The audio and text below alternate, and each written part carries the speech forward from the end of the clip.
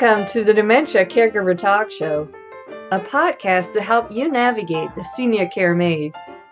Learn and laugh with us as we discuss creative solutions and ideas to common and uncommon dementia care challenges, and how to make sense of the senior care industry and options, even if you're not a professional.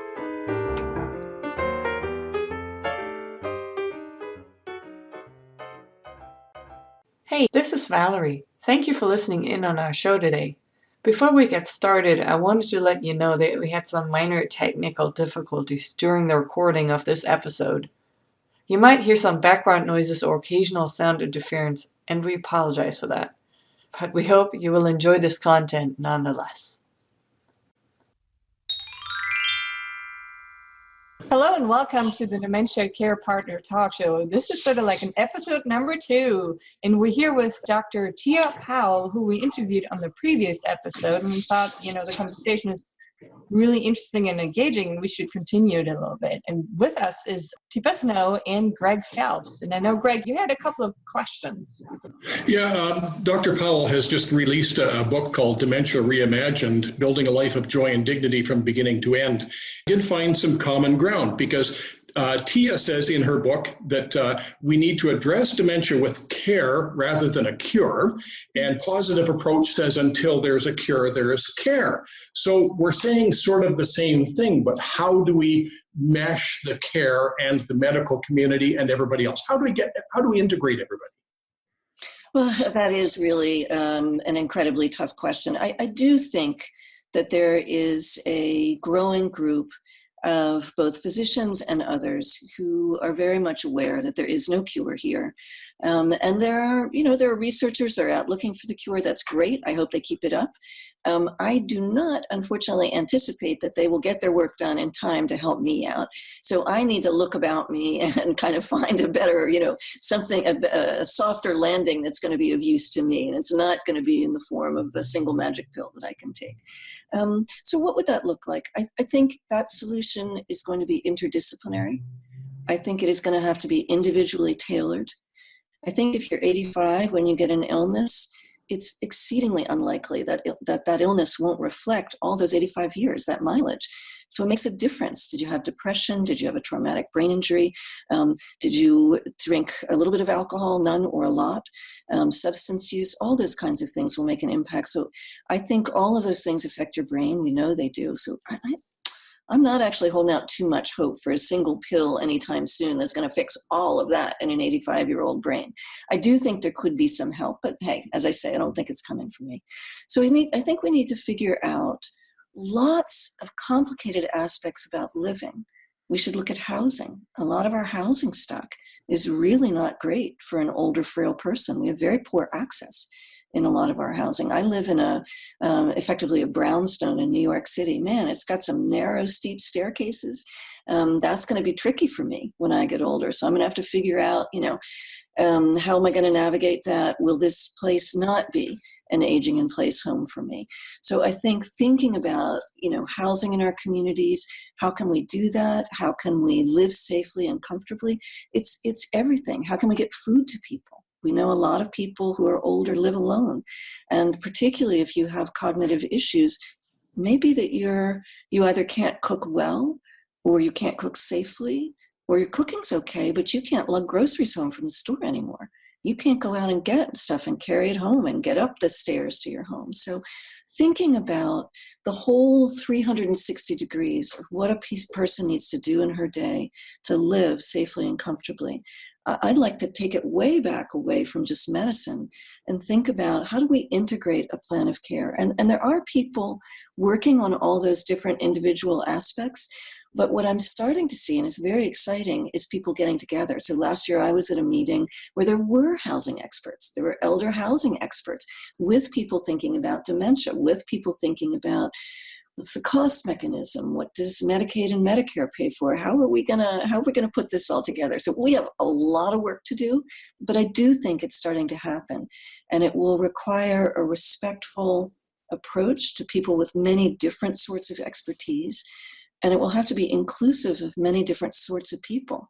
A person living in a rural area, if you're living in rural Maine, what you need to be in your life safely may be very different than someone like me living in New York City. So I'm gonna chime in because it's interesting, the idea of independence compared to safety. And I think those values, I think we can make assumptions versus making an assessment about, okay, so if you had to pick, you'd rather be independent, you'd rather be safe. If you had to make a decision of one or the other, because how much do you value staying in your brownstone, even though you know it might not be real safe, versus it's just your place, it's your thing, and I don't, even though I'd like you to be safer, I've got to operate within the zone that you create. That's an okay zone for you. And I think that for me is my big message. I think when I think about this is engage and get permission. Engaging and permission together are so important. Getting connected, really listening and reflecting what I think I got from what you said before I make assumptions about what I should be doing, and providing some, well, would you rather do this or that? I mean, because here's two options. Which one would you feel more strongly about before we go further? So we sort of know where we're talking about or have an idea of where you want to head, because I'm here to support you. And I would add, Tia, that I think the place we may be skipping a step is not actively involving the boomers and the younger boomers, because those are the people who are currently carrying a heavy load, who are misperceiving or perceiving, oh my gosh, I don't even know what to do with mom. What if this were to happen to me? And so that's where the fear factor, I think, sort of really kicks up in gear. So Greg, you got some other ideas for us to kick around here a bit? Well, it's so nice to hear two experts finding common ground, because for years it seemed like people were working at opposites. But I do want to delve into one particular aspect as a further follow-up to what you were just talking about. And that is, so many families, as Tia has mentioned, nuclear family, were blown all over the universe. We can't necessarily get back together and take care of mom, dad. So people end up in facilities, and a lot of families, a lot of people view that as failure. Right. So I'm going to ask Teepa, and then I'll ask Tia, how do you address that guilt in people? Yeah, so I think disconnecting the idea that you don't care for somebody because you don't house with them. I care for my daughter, but she lives in Michigan. I live in North Carolina. The way I provide support and care is different. Doesn't mean I don't care. The idea that I'm going to be a 24/7 caregiver or care provider or care partner, no, I'm not. But I am going to be a partner in care. And the giving permission to say, you know what, this really isn't a two-person deal. It never was meant to. The only thing you can do with these two fingers is smoke cigarettes and scoop hummus. Beyond that, you really need this third finger to really be effective, so that everybody gets time away. And yet when you put them all together, that's where the skill comes in. And that's my OT background, sort of given a visual image and an idea of, yeah, we were very much alike, but now we're not, we're somewhat separated. So we need this third party, whether it's a facility or an agency or another person, to really make this work well for all of us, so we all get a break from each other. Because honestly, sometimes, monitoring at a distance is a better idea for some of us who really crave independence, and we need some time. And yeah, I'm willing to take a little safety risk here. Yeah, can we have a passive system? It's turning out, those apps that Tia was talking about earlier, they're coming online faster than people think. Because I got an article the other day that was, there's a passive thing on the wall that even tells me, he's getting up more at night. I wonder if there's a UTI brewing. So now it's time maybe to get up with the doc. Or, he's not settling this. Wonder if the pain is getting out of control there. So it actually passively monitors activity to give us a sense before there's any symptom. Active symptom. Maybe there's something else we could do that put these together, and we add the environment and those kind of things. So that's where I am with it. I really support all of that, Teepa. And I'll just add, I have 2 adult children, and I went to some expense to get them an education, and they worked really hard. And now one is a doctor and one's in business. I do not consider it what I hope for them is not that they give all of that up, leave their jobs, and come take care of me. I really work my knuckles to the bone so that they would have like, you know, really interesting options and stuff. I'm not hoping to be the brake on all of that. So I strongly support your notion that putting guilt on family members, that is not the way forward. And in fact, it can be really dangerous. We see a lot of older couples where the spouse thinks, oh, I couldn't do that to him or her. I would never put them in a nursing home. So now you have two people in their 80s or 90s trying to live at home. Neither one can get up and down those steep, narrow stairs. So it's actually really quite risky and tough on both people to make nursing care facilities places that you don't have to feel bad about. That's really where I'd rather see us put our effort, and really help people and families think about lots of different ways to solve this problem. Let's figure out what's a tailor-made, individualized solution for us. One of my sisters-in-law has a dad who's well into his 90s, and he lives about 3 states away from her. And he is a very independent older guy, lives alone. He's got somebody coming and going. And with his permission, she set up a sort of granddaddy cam in the living room. And she can sort of watch that. And she can sort of, it doesn't intrude terribly on his privacy. You know, if he's up and about, and if she doesn't see him come out of the bedroom till quite late in the morning, she can call up a local caregiver saying, hey, listen, would you be able to go by and see what's up? He's not answering the phone, not sure what's happening. So there's actually, you know, I know some people are bummed out about technology and they want a human person right there to do everything. Well, women giving up the work they've learned to do because those hands-on, when people are sort of saying that really needs to be a person, it's actually a woman's hand that they intend for the most part to take nothing from men, you know. But that is not a strategy that is implemented without enormous cost to a lot of people and families around the country. So I think guilt is unhelpful here. Figure out a loving solution and be creative and feel free to be creative and use what you've got. Try new technology, talk to people. But really the last thing I want from my family as a demonstration of they ruin their lives and come and sort of sit and watch me in my home 24/7. I don't want that. So I'd like to find a better solution. So we have 3 people who like to talk, and we have a clock that we're all watching. So we're going to have to wrap this up before Valerie pulls the plug on us. Dr. Powell, if I can start with you this time, 3 things in the book that you would really like us to sort of pay attention to. There's usually a strong message, but in your book, I think there's more than one message. So 3 things. All right. I want to start with people who don't have dementia and really push back against the kind of catastrophic image that so many of us have. I'd like you to do a kind of a thought experiment and imagine yourself with dementia and think about what you might like to pack today and bring along with you if you later end up in the country of dementia. So for me, I make a musical playlist and I think about some of the things I like to do now that might age well, like gardening, or, you know, I'm a real bookworm. I love to read.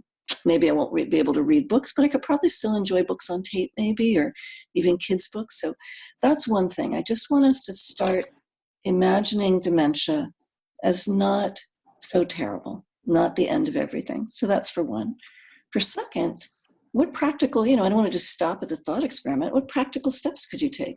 What's in your community? Look around. I mean, is there a community garden where maybe you could garden there now, and maybe when you're much older and frailer, maybe you could just sit there. If you don't have that community garden and you're up and about now, maybe this would be the time for you to start working on that and start thinking about how can you begin to build a place that you'd like to be plunked down in when you get there.